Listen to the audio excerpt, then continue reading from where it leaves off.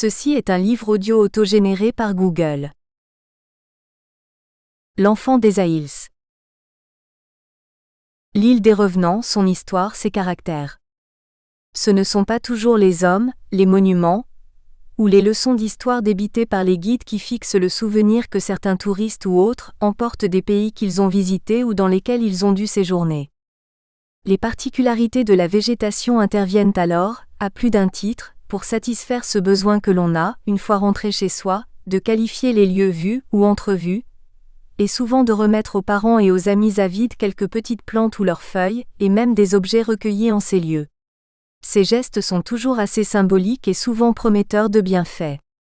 Si les populations primitives, venues tardivement habiter ces petites îles des Antilles, n'y ont pas apporté grand-chose, se nourrissant des produits de la mer, de la chasse, des racines et des légumes existants sur place, ce sont les Européens, au début du XVIIe siècle, qui importèrent les plantes nécessaires à leur subsistance, à leur industrie, à leur santé. Ainsi, au fil des siècles, la végétation de ces îles se modifia pour aboutir à cette magnifique nature que nous connaissons actuellement, riche de ces plantes aux vertus médicinales souvent reconnues, de ces fruits, de ces fleurs merveilleuses, de ces légumes et du reste.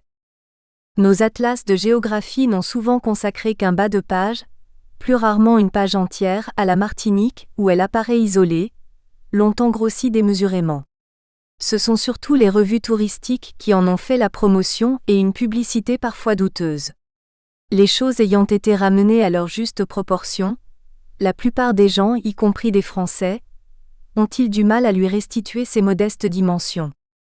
Luxuriante et enchanteresse, l'île aux fleurs, Madinina, la perle des Antilles, a toujours eu un renom magique, même pour ceux qui ne l'ont jamais fréquentée, fascinés qu'ils étaient par ses qualificatifs à faire rêver.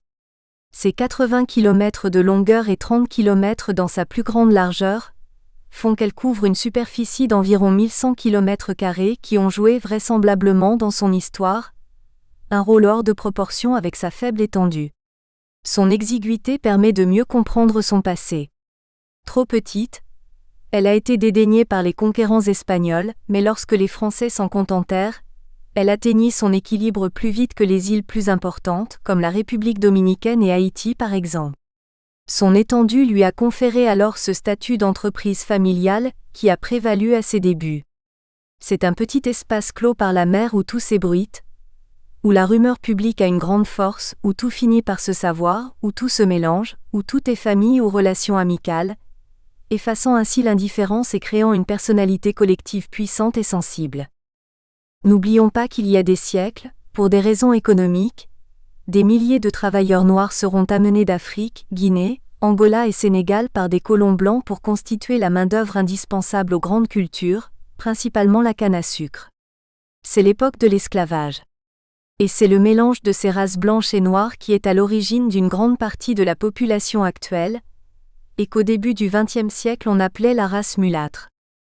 Après l'abolition de l'esclavage en 1848, les Noirs désertant massivement les plantations, les grands propriétaires durent faire appel à une population indienne, des coulis comme ils sont encore appelés, et à quelques Chinois engagés sur contrat. Mais cette dernière phase du peuplement n'a pas donné lieu à des mélanges aussi importants que les autres. Actuellement, le brassage des races permet de constater une assez grande richesse dans les types créoles, et on ne peut guère parler d'ethnie ou de race pour la population locale. Située entre 14 degrés de latitude nord et 61 degrés de longitude ouest, notre île se trouve dans la zone tropicale, à la même hauteur que Dakar. Au nord, l'île anglaise de la Dominique la sépare de la Guadeloupe. Au sud se trouve celle de Sainte-Lucie. Au début de la Deuxième Guerre mondiale, la proximité de ces territoires anglais permit aux dissidents martiniquais de rejoindre la France libre, via ces deux îles, la traversée de ces canaux s'opérant de nuit, dans des conditions souvent difficiles et risquées.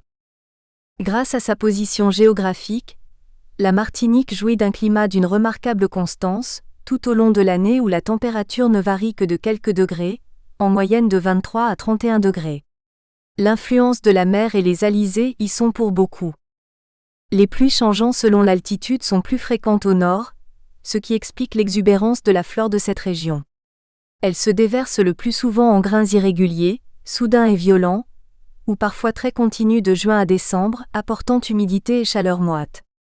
En août, septembre et octobre, elles atteignent leur maximum d'intensité, c'est la période des tempêtes tropicales et des cyclones appelés aussi hivernage.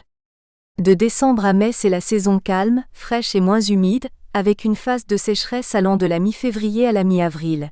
C'est le carême.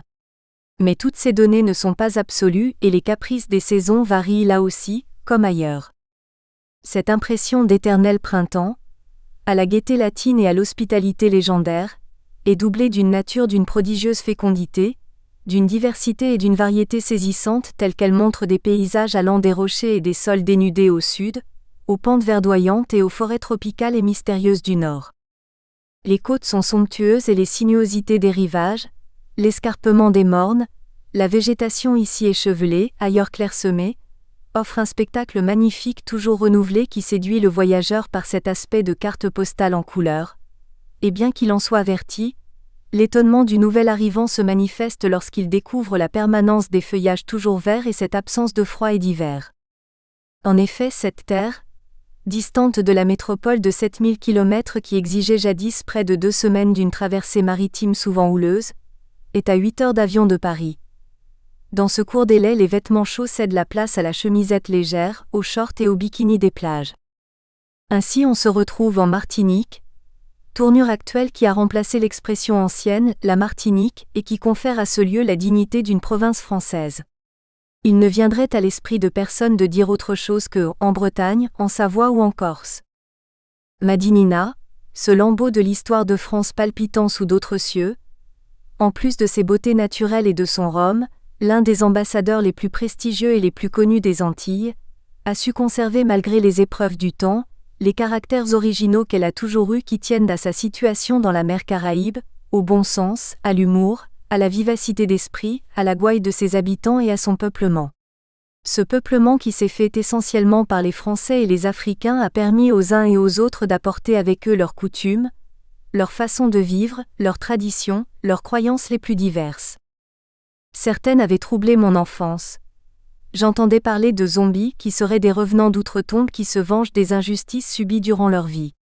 Parfois de maisons hantées par ces zombies ou d'autres esprits, et que le seul moyen de remédier à cet état de choses est de faire appel à des séanciers ou quimboiseurs, sortes de sorciers guérisseurs possédant selon la population locale, des dons magiques pouvant chasser les mauvais esprits ou solliciter leur venue.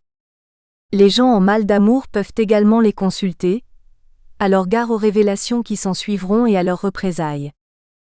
D'autres croyances sont encore plus extravagantes, les contrats passés avec le diable par exemple. Il existe aussi des manifestations et cérémonies traditionnelles, typiques. Les fêtes patronales de chaque commune, la Toussaint le 1er novembre, où fleurs, bougies et candélabres inondent les cimetières pleins de gens endimanchés venus honorer leurs morts et prier pour le repos de leur âme, et les soirs précédant Noël, lors des veillées dans les campagnes surtout où on chante des cantiques dont les paroles sont traduites en créole, cette langue locale, à la syntaxe simple, aux racines européennes et africaines, dont le langage imagé et charmant se plie au rythme de la biguine. Jusqu'à la nuit de Noël ou après la messe, les amis se joignent à la famille pour se réunir autour de la table bien garnie de plats locaux de circonstance, raconter des histoires, chanter et danser. Mais ce qui est le plus prisé, ce que le Martiniquais aime et attend avant tout, c'est son carnaval et sa musique. L'Antillais a le sens inné de la danse et de l'harmonie dont les gens les plus connus et dansés sont la biguine, la valse créole, la mazurka, tandis que dans certaines campagnes, les vieilles danses d'origine africaine, le bel air, la calenda, le lagia ont encore droit de citer. Enfin arrive le carnaval, moment privilégié, qui se déroule les quelques 4 jours s'écoulant du samedi au mercredi des Cendres, Fort-de-France étant la seule ville au monde où l'on fête ce jour-là. Quel spectacle, quelle joie, quelle liesse où tous se côtoient sans barrières ni préjugés sociaux, sans aucune distinction ni restriction. Dès midi, des milliers de diablesses envahissent les rues. Au fur et à mesure, comme mus par un instinct propre à ce jour béni, tous convergent pour se réunir en un seul et unique vidé, tandis que vers 16 heures, le gros des troupes se retrouve pour prendre alors le départ du vidé monstre aux orchestres divers qui parcourra encore les grandes artères de la ville avec Vaval, roi du carnaval porté jusqu'au bûcher où il sera brûlé en effigie sur la place de la Savane en place de Grève. Toutes les diablesses sont vêtues de noir et de blanc, en signe de deuil, portant parfois des perruques et des masques sur des visages enfarinés, puisque Vaval sera mort et parti pour une longue année. Une fois ce dernier immolé, toute cette foule en délire regagnera les dancings, les hôtels, les clubs privés pour danser jusqu'à minuit, fin du carnaval et début du carême. Ce mercredi des cendres est le point culminant de la fête et de la ferveur populaire. Mais pendant les 3 jours qui l'auront précédé, on aura pu apprécier les cortèges des mariages burlesques, les présentations de costumes divers et variés, de la reine du carnaval, des rétrospectives historiques, et les défilés de groupes de diables et diablotins dans leurs costumes habituels rouges du Mardi Gras, constellés de petits miroirs clinquants, le tout dans la joie profonde d'une population qui a besoin de ces fêtes pour se retrouver. Les superstitions enfin tiennent une grande place dans cette vie antillaise, et pour illustrer ce propos que j'ai entamé en parlant de végétation et de plantes, je le compléterai en citant une recette qui n'a jamais vieilli et que j'ai quelquefois entendu conseiller à des amoureux qui souhaitaient être rassurés sur leur passion alors chancelante. C'est là que les plantes du cœur ont aussi leur place et l'une en particulier, qui pousse entre les rochers et donne une inflorescence aussi belle que les lustres des plus riches demeures. Elle s'appelle Maltète. Sa magie réside dans un pouvoir spécial. Imprimons par égratignure dans l'épaisseur de la feuille le nom de l'être aimé, puis plaquons cette feuille dans un livre ou un carnet de poche. Si, au bout d'une dizaine de jours, l'ébauche de petites plantes pousse dans les crénelures du bord de la feuille, c'est qu'on vous aime toujours, que nous ne sommes pas délaissés. Voilà mon île magicienne, celle de ma jeunesse dont je parle sans cesse avec l'émotion et la passion que je ressens chaque fois qu'il m'est donné de l'évoquer, et dont je retiens toujours la beauté et les traits si particuliers, si séduisants de sa population. En me remémorant mes jeunes années, je revois en pensée ces vertes montagnes, ces pitons audacieux, ces mornes ondulés, sa mer des Caraïbes dont le calme contraste avec la furie de l'Atlantique sur sa côte est. Je me laisse bercer au murmure des eaux de ces rivières et de ces ravines, au chant des philaos et des fougères de ces forêts. Appels d'espoir et d'amour, cris de colère et de dépit où les détresses sentimentales se sont souvent mêlées à l'emballement pour garder la fierté de leur origine, où les hommes de ma génération n'ont plus qu'à fermer les yeux pour se souvenir, pour ressentir profondément en eux l'appel du passé, pour entendre les voix de leur lointaine adolescence. Bien sûr, cette terre a connu des mutations depuis ce temps-là. Mutations économiques, sociales, politiques dues à un monde en marche qu'il faut suivre, mais elle a su garder certaines de ses traditions, ses manières de faire et de vivre, de sentir, tout ce qui doit être maintenu sous peine d'assister à une uniformisation des comportements qui aboutirait à un appauvrissement sans concession. Elle doit conserver ou accroître son patrimoine culturel, avec sa musique populaire, sa langue créole, son humour et sa fantaisie traditionnelle qui transforme un fait divers en épopée joyeuse du carnaval, surtout à ces moments où, dans la confusion des esprits, le monde traverse encore maintenant une crise de conscience et où la paix, la liberté des peuples, les valeurs morales et spirituelles doivent être respectées et sauvegardées. Il est ainsi des moments et des sentiments que l'on pourrait croire oubliés, mais qui, à la faveur d'un événement, d'un traumatisme physique ou affectif, reviennent à la surface et sont plus forts et plus présents que jamais. C'est dans cette île des Petites Antilles que je vis le jour, un 15 mai, sous le signe du Taureau dont je retiens principalement que le symbolisme astrologique met l'accent sur la puissance dans la réalisation, l'obstination, l'ardeur au travail, la persévérance, sur un être laborieux, agissant avec méthode, suivant adroitement un plan judicieusement pensé d'avance. Sentimentalement, le Taureau est un partenaire apprécié. D'une nature possessive et jalouse, il aura tendance à vouloir garder ses amis pour lui. Cette analyse me conviendrait bien si elle n'était complétée par une appréciation qui ferait du Taureau un être assez matérialiste pour qui l'argent est important, car mentalement il lui apporterait une certaine sécurité. Alors là, en ce qui me concerne, je dis non. Mais n'allons pas plus loin dans ce domaine, et laissons à l'astrologie ses ombres et ses mystères et ne conservons de ses jugements que ce que notre conscience et notre sincérité nous poussent à reconnaître ce qui fait notre intime conviction. Nous étions 5 enfants, ce qui était une bonne moyenne dans les familles martiniquaises. La nôtre a toujours habité Fort-de-France. Avant de porter ce nom, cette petite ville à l'origine s'appelait Fort-Royal. Puis, de 1793 à 1794, dite République-Ville ou Fort de la République, elle est prise dans la tourmente révolutionnaire. Les planteurs opposés aux réformes demandent de l'aide aux Anglais, De 1794 à 1802, redevenue Fort-Royal, elle est occupée par ces derniers. Elle s'appellera définitivement Fort-de-France en 1848. La construction de la ville avait commencé en 1673, et sous l'impulsion du comte de Blénac, alors gouverneur à partir de 1677, la cité militaire se développera considérablement. Une rue importante de la ville porte encore le nom de Blénac. Fort-de-France subira quelques coups du sort puisqu'en 1839 un tremblement de terre en détruisit une partie. Puis ce fut un incendie en 1890 qui anéantit un quartier. Un cyclone en 1891 contrariera les efforts d'aménagement de la ville portuaire. Enfin en 1900, un nouvel incendie va en détruire un autre quartier, dit du carénage. Après l'anéantissement de Saint-Pierre par l'éruption volcanique du 8 mai 1902, Fort-de-France accueille 6000 sinistrés.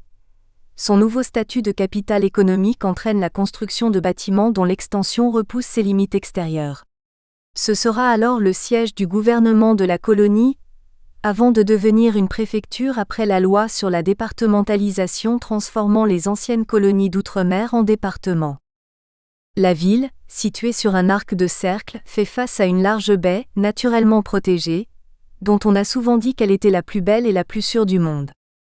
Choisie pour ce port naturel exceptionnel, l'île a bénéficié très tôt d'un effort financier soutenu afin de pouvoir affirmer la défense française dans la Caraïbe. La configuration même de la côte et de sa rade a fait que, lors de la dernière guerre, plusieurs navires de la marine française y restèrent au mouillage en toute sécurité. Des batteries qui en protégeaient l'accès étaient remplacées plus tard par de nouvelles, plus performantes et quelques fortins existants étaient modernisés et sécurisés. Fort-de-France est protégé dans ses hauteurs, par deux forts, Dessay et Tartançon où en 1894, Béhanzin, roi du Dahomey, condamné à l'exil après la reddition de Cotonou, débarqua en Martinique pour y vivre avec sa suite jusqu'à son retour en Afrique où il mourut en 1906, ainsi que par le fort Saint-Louis qui soutient la presqu'île rocheuse qui s'avance dans la baie des Flamands et la ferme partiellement. Derrière elle, existe un très profond cul-de-sac maritime où a été construit un véritable port, avec toutes les structures permettant d'accueillir des bâtiments de fort tonnage, le tout réalisant une zone portuaire économique et commerciale importante. Dans le premier tiers du XXe siècle, et même quelques années plus tard, c'était encore une ville calme, résidentielle, où il faisait bon vivre, laissée à la classe dite bourgeoise, cette bourgeoisie locale plus intellectuelle qu'économique, implantée à Fort-de-France mais qui avait su se créer de solides racines à Paris et dans d'autres grandes cités métropolitaines. Très peu d'automobiles en circulation et en stationnement. L'activité commerciale régnait essentiellement sur le bord de mer, cette grande artère réservée aux entrepôts, au commerce de gros où venaient se ravitailler les patrons des petites entreprises, les boutiquiers et les épiciers éparpillés ici et là et dans les communes. Habiter la ville était alors signe de réussite et de bonne santé sociale. Les métissages avaient fait leur œuvre et les grandes familles de mulâtres et de noirs connues, regroupées dans le centre-ville s'entendaient fort bien. Elles se partageaient les professions libérales, les grands magasins, le négoce et les postes importants de l'administration. Les classes sociales étaient en fait celles du XIXe siècle, sur lesquelles pesaient les caractères locaux de ces métissages, des succès personnels ou familiaux, des lourdeurs des inégalités et des injustices, des unions clandestines parentales ou intéressées. Les béquets s'étaient réservé les beaux quartiers sur les hauteurs de la ville, en particulier la route de Didier. Descendants des colons, possesseurs des terres où ils produisaient le sucre et le rhum, ils étaient soutenus par les banques locales et faisaient prospérer leurs affaires tout en gardant leur distance avec les autres, toutes catégories confondues. Ce n'est pas là qu'il y aurait une chance de retrouver des alliances. Les campagnes étaient pauvres, et leurs habitants, ouvriers agricoles pour la plupart, vivaient de leurs maigres salaires et des modestes revenus que la petite pièce de terre qu'ils exploitaient pouvait leur rapporter. Les grèves fréquentes, même si elles ne semblaient rien arranger ou apporter matériellement à ceux qui les déclenchaient, réveillaient au contraire avec le temps un climat social lourd et pesant qui allait influer plus tard sur l'avenir de la Martinique, puisqu'il se détériorait à l'extrême, avec quelques malheureuses conséquences difficilement acceptables, même si elles pouvaient se comprendre sur le fond, puisqu'à la longue elles portèrent leurs fruits.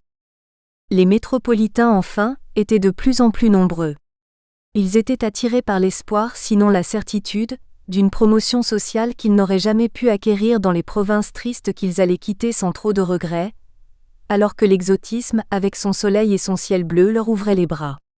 Certains qui avaient tenté l'aventure pour quelques années, y demeurèrent à vie après avoir créé de vraies familles et s'être intégrés complètement dans la société locale. De plus, pour les fonctionnaires, le fait qu'ils étaient mieux payés outre-mer était un attrait supplémentaire et un avantage non dédaignable. Quelques visiteurs commerciaux, sans aucun complexe, s'étaient liés d'amitié avec des connaissances locales et avaient pu s'associer à elles pour faire prospérer leurs affaires. Eux aussi ont bien réussi leur expérience à la Martinique, et participant au métissage, ils se sont fondus dans les différentes catégories sociales comme les autres. Notre enfance, notre adolescence. Nous voici rue Victor Hugo, à Fort-de-France, avant 1939, année de la guerre. Une rue calme avec quelques magasins, mais principalement des maisons d'habitation. Elle traverse la ville dans toute sa longueur, parallèlement au plan d'eau de sa baie où sont à l'ancre quelques voiliers ou bateaux à vapeur attendant le déchargement de leur cargaison. Elle comptait quelques familles qui se connaissaient depuis toujours, dont quelques-unes se considéraient même comme des parents, une vie collective où ont toujours régné la solidarité et l'amitié. Sur l'une des chaussées, un bel immeuble, dont la construction date du début du XXe siècle, attire l'attention. Maçonnerie et bois en forment la charpente sur 2 étages. Devant, une cour carrelée centrale, dont chaque côté est agrémenté d'arbustes, s'ouvre sur la rue. Une grille à 2 battants formés de barreaux montants et parallèles complète le tout. C'était la chambre de commerce. J'habitais en face, de l'autre côté de la rue. La petite troupe de gosses que nous formions dans ce quartier vivait dans le bonheur de l'insouciance, dans la camaraderie solide de son âge. J'allais à l'école au vieux lycée.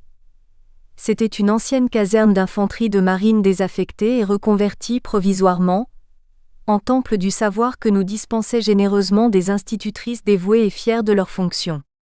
Immense bâtisse, d'aspect austère, son seul attrait résidait dans sa cour spacieuse où l'on pouvait gambader à loisir.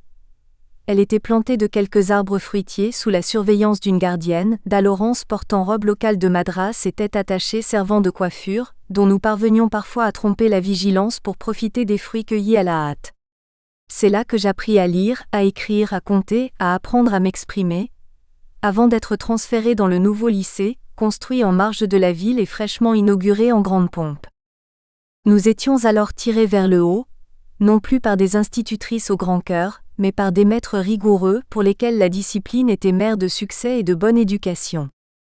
J'allais donc entrer en 6e. C'était là un premier épanouissement, puisqu'il fallait choisir soi-même sa série, ce qui nous attribuait une certaine maturité et le sentiment d'être déjà des grands, de bons élèves. J'optais pour le latin et 2 ans plus tard, en 4e, pour le grec, comme c'était la règle à l'époque, sans savoir réellement ce que cela représentait, mais quelque chose me poussait, m'attirait vers ces 2 civilisations, ne craignant pas le surplus de travail que cela me coûterait. De plus, ce choix, d'après moi, devait m'inclure parmi ceux qui étaient considérés par beaucoup comme l'élite du lycée et me donner le sentiment d'appartenir à la fine fleur, à l'aristocratie de ceux qui, plus tard, seraient les porteurs des grandes idées de la société. Mes professeurs, pour ces 2 matières, étaient tous d'excellents pédagogues qui nous expliquaient sans cesse le bénéfice que nous tirerions plus tard de ces langues mortes pour écrire et parler correctement le français. Je me passionnais en recherchant avec délice les racines qui avaient fait éclore et fleurir notre belle langue, et me réjouissais de voir le langage devenir plus accessible, de sentir que mon vocabulaire s'enrichissait. C'est ainsi que je me familiarisais avec les auteurs latins, la construction de leurs phrases et que la traduction des fables d'Ésope, comparable à celle de La Fontaine qui s'en était d'ailleurs inspirée, nous amusait beaucoup par la leçon de morale qu'il fallait chaque fois en tirer. Les années passaient dans les privations subies que nous imposait la guerre et les restrictions d'un blocus maritime sévère. Mais l'optimisme l'emportait malgré tout. L'année 1944 vit la libération de Paris. Dès l'annonce de cette nouvelle, tous les élèves en monôme organisés, auxquels se joignait le public dans notre marche, défilèrent dans les rues de Fort-de-France avant d'arriver au palais du gouvernement colonial, en pleine ville, sur un plan en forme de fer à cheval, constitué sur les côtés de 2 bâtiments parallèles à un étage et un autre, à leur bout et au centre, inspiré du petit Trianon de Versailles, Il figure sur un timbre-poste en 1933 et accueille en 1935 le bal donné pour les fêtes du tricentenaire du rattachement de la Martinique à la France. Le gouverneur apparut au balcon pour saluer cette foule en délire qui entonna dans une grande dignité la Marseillaise. Belle manifestation emblématique, empreinte de reconnaissance, de spontanéité et de retrouvailles d'un peuple. Sans me soustraire aux festivités qui s'ensuivirent dans l'allégresse, je sentais qu'un déclic s'était produit, qu'il allait se passer quelque chose sur le plan politique. En effet, les Antilles connaissaient alors un régime de spécialité juridique et d'autonomie financière où la loi française ne s'appliquait pas de plein droit. Même si elle pouvait y être étendue par décret, la règle était celle d'un texte particulier. Ainsi, l'aspect discriminatoire subi par la colonie choquait les idées universalistes et les sentiments d'égalité. En novembre 1945, le Conseil général de la Martinique émettait un vœu tendant à ce qu'il fût fait droit aux revendications unanimes et constantes des vieilles colonies en ce qui concerne leur assimilation au département français. Le 19 mars 1946, une loi, votée à la demande des représentants martiniquais élus au Parlement, transformait la Martinique en département français. Son rapporteur était un jeune député d'outre-mer, Aimé Césaire. Il présentait l'intégration réclamée, comme l'aboutissement normal d'un processus historique et la conclusion logique d'une doctrine.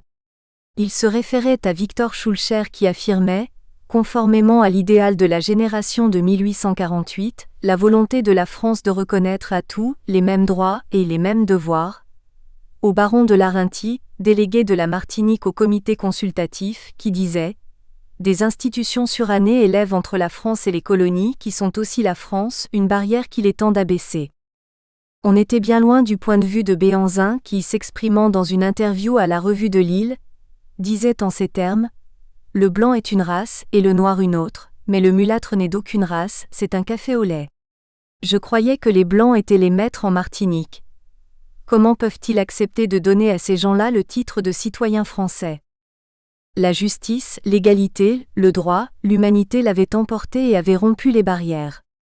Si des critiques parfois mesurées, parfois plus sévères, ont prôné une autonomie aux contours d'ailleurs imprécis, les voix de la raison et de la sagesse ont prévalu, et la Martinique, comme ses autres sœurs, sont encore des départements français, même si quelques modifications ou aménagements pourraient être apportés à leur statut, le rendant plus souple, plus réaliste, intelligent, conditionné par des particularités spécifiques tenant compte de leur caractère insulaire et régional. Mais sans oublier que l'isolement n'est jamais splendide, ni profitable, et qu'il conduit tôt ou tard à la régression. Le départ pour la métropole, un étudiant à Paris. Le baccalauréat obtenu, il fallait penser à rejoindre la métropole où la situation se normalisait peu à peu, pour y poursuivre mes études. Nous étions quelques-uns à avoir fait le même choix. Nous embarquâmes sur le Colombie, beau paquebot qui représentait avant-guerre le luxe des traversées transatlantiques.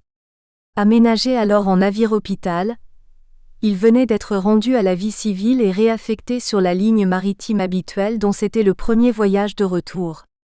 Il leva l'ancre vers 16 heures, laissant sur le quai parents et amis attristés par cette séparation, d'autant plus que ce départ prenait une dimension particulière, devenait un fait notable, un événement local puisque c'était toute une partie de la jeunesse intellectuelle de l'île qui s'en allait. Sur le pont, nous nous retrouvions pour jeter un dernier regard sur cette terre où nous avions été tellement heureux et que nous quittions sans imaginer un seul instant quel serait l'aboutissement de cette aventure. Notre bateau contourne lentement la pointe du fort Saint-Louis qui plonge dans la mer, rejoint la bouée qui dodeline doucement de la tête sous le clapotis des effets du vent et des vaguelettes, avant de passer fièrement devant Fort-de-France dont je vois le clocher de la cathédrale. Je situe alors en pensée ma maison natale, tout à côté. Mes yeux mouillés laissent transparaître une émotion. Tout va si vite que les images du passé qui se superposent s'atténuent et disparaissent, pour laisser la place à d'autres sensations. La côte Caraïbe défilait déjà sous nos yeux. La Martinique me paraissait plus belle que jamais. En cette fin d'après-midi, les reliefs des montagnes et des mornes séparés par des fonds plus ombragés prenaient des couleurs plus ou moins mêlées, plus ou moins intenses. Je ressentais leur atmosphère calme précédant le silence et la solitude de la nuit. Je voyais Saint-Pierre s'étirer dans sa baie magnifique. Au fond le volcan, la montagne pelée, verdoyante, presque bleutée à cette heure, imposait une apparence paisible. Et je sentais mon île bien-aimée s'éloigner et tant de souvenirs montaient en gerbe dans mon cœur. Nous quittions la pointe de l'extrême nord, lorsque le disque orangé du soleil déclinait sur l'horizon dans lequel il pénétra doucement avec mes tendres pensées. Nous attaquions l'Atlantique, cap sur la France, sur le Havre. Après une traversée d'une dizaine de jours sans histoire, nous arrivâmes au Havre à l'aube du 1er novembre, jour de la Toussaint. Par le hublot glacé sur lequel j'avais collé mon front, je découvrais un spectacle d'une rare tristesse. Les brumes du nord recouvraient le port. La lumière blafarde que quelques lampadaires distribuaient avec parcimonie permettait d'entrevoir des bâtiments détruits ou en reconstruction, quelques carcasses de navires çà et là plus ou moins assemblées, vestiges des bombardements subis pendant la guerre. Panorama désolant, sinistrement muet, qui m'interrogeait et m'incitait à me demander ce que j'étais venu faire dans ce fichu pays. Nous devions débarquer au lever du jour pour prendre le train transatlantique qui arrivait à la gare Saint-Lazare où un tableau singulier s'offrait à ma vue. Tous les Martiniquais de Paris semblaient s'être donné rendez-vous ce jour-là, ce qui mettait un peu de joie et d'ambiance dans ce lieu triste et froid, où s'échangeaient cadeaux, colis, embrassades, tout cela dans un brouhaha indescriptible, une bousculade sympathique et une ambiance bon enfant.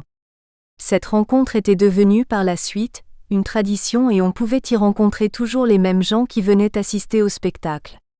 Dominant la foule de sa haute stature, mon frère Guy, en uniforme de polytechnicien, avait pu enfreindre les consignes de la rue Descartes pour venir à ma rencontre et me conduire à mon hôtel de la rue Gay-Lussac.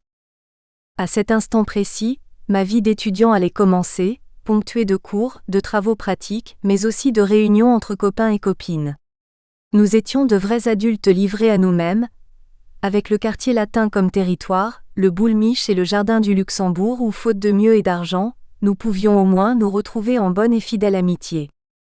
Je me sentais intégré dans cette société, et en particulier dans le milieu universitaire où tous se côtoyaient sans distinction d'origine ou de culture, sans penser au racisme dont j'avais entendu parler, et dont je savais à peu près ce que certains avaient dû endurer pendant l'occupation. Tout cela semblait d'ailleurs oublié. L'existence avait repris son cours normal, et le bonheur retrouvé après ces années de guerre s'accommodait de joie facile et terre à terre. Nous Antillais avions plutôt la cote. Notre générosité spontanée, notre bonne éducation, notre gentillesse naturelle étaient des facteurs favorables. Nous avions même, sans toujours les provoquer, quelques succès féminins que certains autres pouvaient nous envier. J'eus cependant à me rendre compte à 2 reprises que le terme de racisme n'était pas un vain mot. Mon séjour à l'hôtel me coûtant trop cher, malgré les accommodements que me consentait ma logeuse, d'ailleurs fort bien intentionnée, je me mis en quête d'un autre logement. Mes prévisions budgétaires étaient alors conditionnées par un modeste prêt d'honneur et les émoluments mensuels que m'adressaient mes parents. Une petite annonce placardée au restaurant universitaire faisait état d'une chambre à louer chez l'habitant, dans un appartement de la rue Guinemer. Le loyer ne me semblait pas excessif, compte tenu en plus de la qualité et de la situation de l'immeuble en face du Luxembourg. Vêtu de mes habits du dimanche, je me présentai, croyant être en accord avec les conditions exigées. Je fus reçu courtoisement par la propriétaire elle-même qui, me dévisageant des pieds à la tête, me fit remarquer qu'elle louerait une chambre à un étudiant français, selon les termes portés sur l'annonce. Interloqué par cette réflexion, je me demandais si c'était l'ignorance, la malveillance ou la bêtise qui l'emportait chez mon interlocutrice. Optant pour la première hypothèse, je lui déclinai mon identité et mon origine et lui expliquai que la Martinique faisait partie intégrante de la France dont elle était un département, avec sa personnalité et sa fierté. Son embarras et le ton empêtré de ses explications me firent comprendre que j'avais affaire à une vieille bourgeoise désargentée, aux manières aristocratiques, qui souhaitait améliorer ses fins de mois par un revenu d'à côté à régler en espèces, ce que je pouvais à la rigueur admettre et qui ne me gênerait d'ailleurs nullement, mais ne pas m'inclure dans le patrimoine national était une vexation que je ne pouvais accepter. Je pris congé tout aussi aimablement en m'excusant du dérangement que j'avais pu lui causer. Nous Antillais, même blessés dans notre amour-propre, nous gardons du savoir-vivre, nous avons la manière. Il me fallait rechercher une autre offre, ce qui me permit de trouver une chambre dans un appartement du square de Port-Royal, dans la rue de la Santé. Devant mon air sympathique, enjôleur même pour la circonstance, non seulement je fus pris comme locataire, mais encore la propriétaire accepta de louer en plus d'autres pièces de ce logement, ce qui permit un regroupement amical de quelques-uns d'entre nous, à la grande satisfaction des deux parties. Cette brave dame était finlandaise. Elle n'a jamais eu à regretter son geste généreux envers nous. Une autre fois, je me trouvais au centre même d'une scène qui faillit mal tourner. C'était en 1949, lors du transfert des cendres de Victor Schulcher et de Félix Eboué au Panthéon. Je me trouvais dans l'autobus dont l'allure était ralentie, bloqué même parfois, malgré le service d'ordre, au carrefour du boulevard Saint-Michel et de la rue Soufflot, par une foule imposante, lorsqu'un usager manifesta à haute voix son étonnement de voir qu'une telle cérémonie, pour un nègre, puisse contrarier la vie et les occupations de tant de Parisiens. Comme je réagissais de façon violente, d'autres personnes s'allièrent à moi pour réprimer le comportement et les propos de ce sale individu qui eut l'heureuse idée de descendre du bus en marche avant de se perdre dans la masse. L'assistance, le soutien, la solidarité morale fonctionnent, mais à la condition que quelqu'un en soit le starter et donne l'exemple. Cette fois, c'était moi. Avant ces deux rebuffades que j'avais essuyées, et qui pouvaient être analysées avec mépris par l'adulte responsable que j'étais alors devenu, je n'avais pas été personnellement confronté à d'autres manifestations de racisme. Pendant les années de guerre, nous étions physiquement éloignés de ces graves questions et les informations diffusées à ce sujet étaient brèves, floues et ne touchaient guère les tout jeunes lycéens que nous étions. Plus tard, bien qu'ayant eu connaissance des crimes et des atrocités commises en Allemagne au nom du nazisme, j'ignorais toute leur ampleur et la théorie abjecte de l'antisémitisme avec ses déportations, ses camps de concentration et les exterminations voulues, délibérées des Juifs. Je considérais simplement les auteurs de ces exactions comme des barbares que la victoire des Alliés avait définitivement exclus de toute civilisation, et que de tels actes ne pourraient plus jamais se produire. Je commençais ainsi à m'intéresser à ces théories racistes dont l'étendue avait gagné les États-Unis, avec le problème noir et l'Afrique du Sud qui avait fait de l'apartheid le fondement même de ces institutions. Un de mes grands moments de bonheur fut d'apprendre, en 1964, que Martin Luther King s'était vu décerner le prix Nobel de la paix. Il avait 35 ans. Pasteur noir de confession baptiste, il fut l'un des principaux dirigeants du mouvement noir américain pour l'égalité des droits et la résistance non violente à l'oppression raciale. Après plusieurs actions militantes très fortes, en particulier celle visant à supprimer l'application de la ségrégation raciale dans les transports publics qui donna lieu à son emprisonnement et à de nombreuses menaces de mort, ce fut la première victoire de ses prises de position, la Cour suprême interdisant toute ségrégation dans les transports publics. Apôtre de la non-violence, Martin Luther King ne s'arrêta pas là. Il dirigea une importante campagne en faveur des droits civiques et de l'amélioration des conditions de vie des Noirs dans le Sud. Il fut à la tête de la marche historique sur Washington, le 28 août 1963, lors de laquelle il prononça son célèbre discours en faveur d'une seule nation respectueuse des droits de tous, véritable appel à la conscience de la nation américaine. I have a dream. J'ai fait un rêve qu'un jour cette nation se lèverait et vivrait le vrai sens de sa foi. Nous tenons pour évident que tous les hommes sont créés égaux. Je fais encore le rêve ce matin qu'un jour, chaque Noir de ce pays, chaque homme de couleur dans le monde entier sera jugé sur sa valeur personnelle plutôt que sur sa peau et que tous les hommes respecteront la dignité de la personne humaine. Ce rêve, c'était de voir un peuple uni, épris de justice, de fraternité, d'égalité, de dignité. Tout était dit dans ce discours. Le pasteur noir fut assassiné à Memphis, dans le Tennessee, le 4 avril 1968. Une foule immense assista à ses funérailles à Atlanta. Entre-temps, les Noirs provoquaient des émeutes dans les villes, déclenchant la colère des Blancs, mais lorsqu'ils endossaient l'uniforme militaire et mitraillaient les Viet Cong, les généraux blancs leur accrochaient des médailles sur la poitrine. L'un de ces gradés n'avait-il pas déclaré à la presse que les Orientaux, ceux-là même que ces troupes combattaient au Vietnam, accordait à la vie humaine moins de valeur que ne lui en accordait l'Occident plus cultivé, disait-on. N'était-on pas en pleine contradiction ? En pleine confusion puisqu'on dissociait de façon arbitraire la valeur de la vie et le moment de la mort. En effet, le 3 décembre 1967, à l'hôpital Groote Schuur près de Cape Town, le célèbre chirurgien sud-africain Chris Barnard et quelques-uns de ses collègues ajoutèrent une autre dimension au débat sur la valeur de la vie. Barnard attendait qu'une mort fût déclarée pour greffer le cœur du défunt dans un autre corps.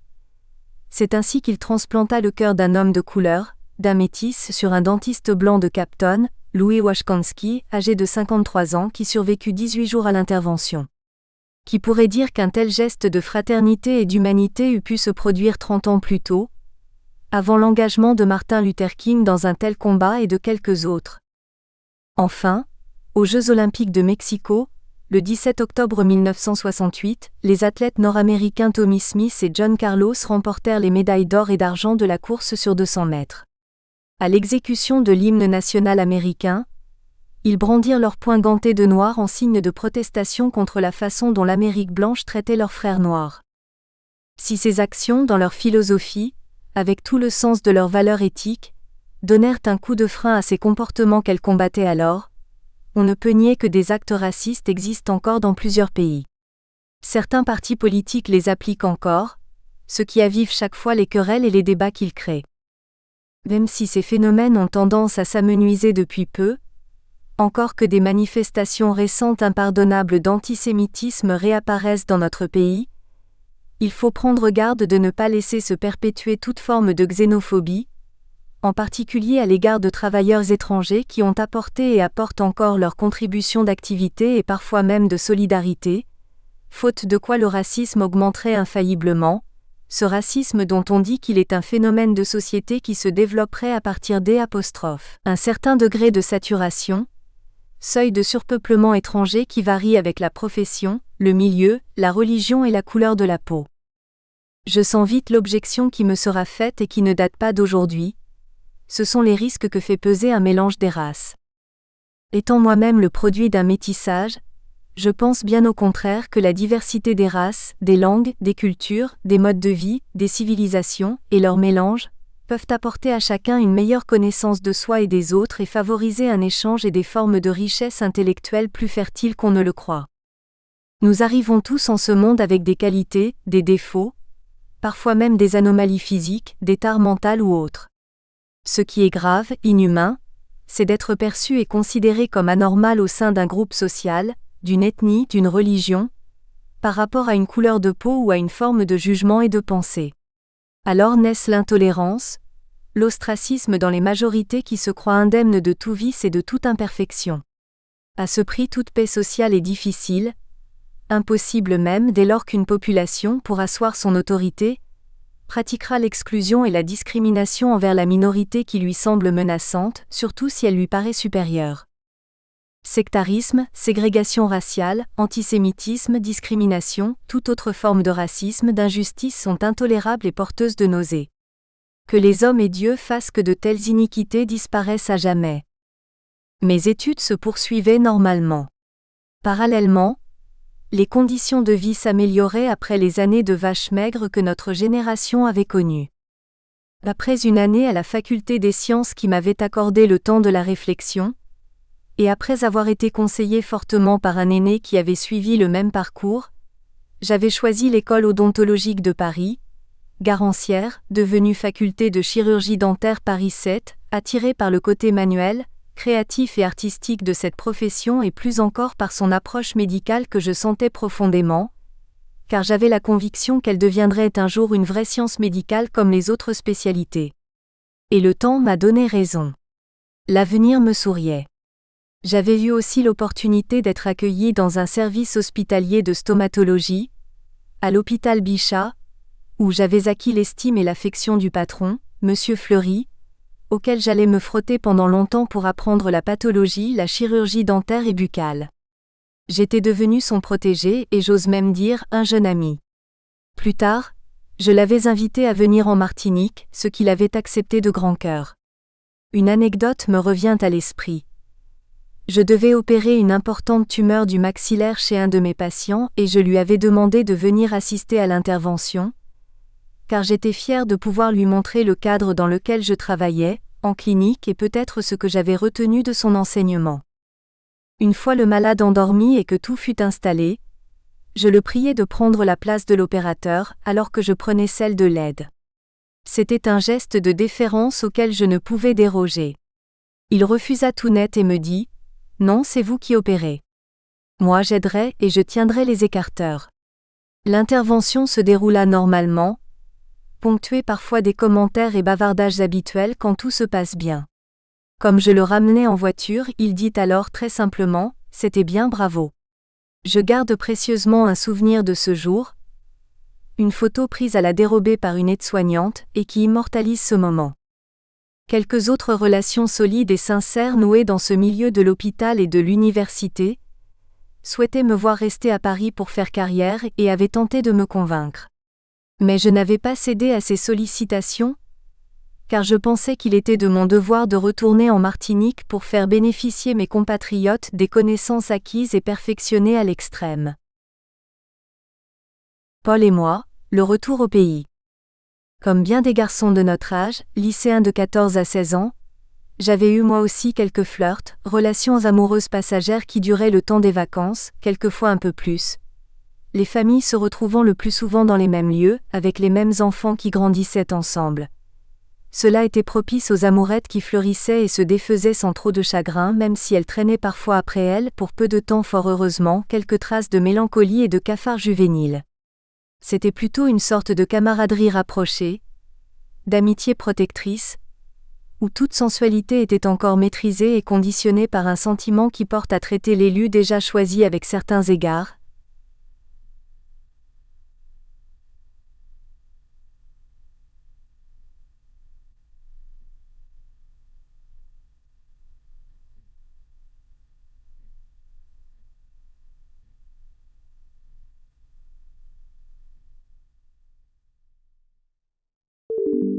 Nous espérons que vous avez apprécié cet aperçu.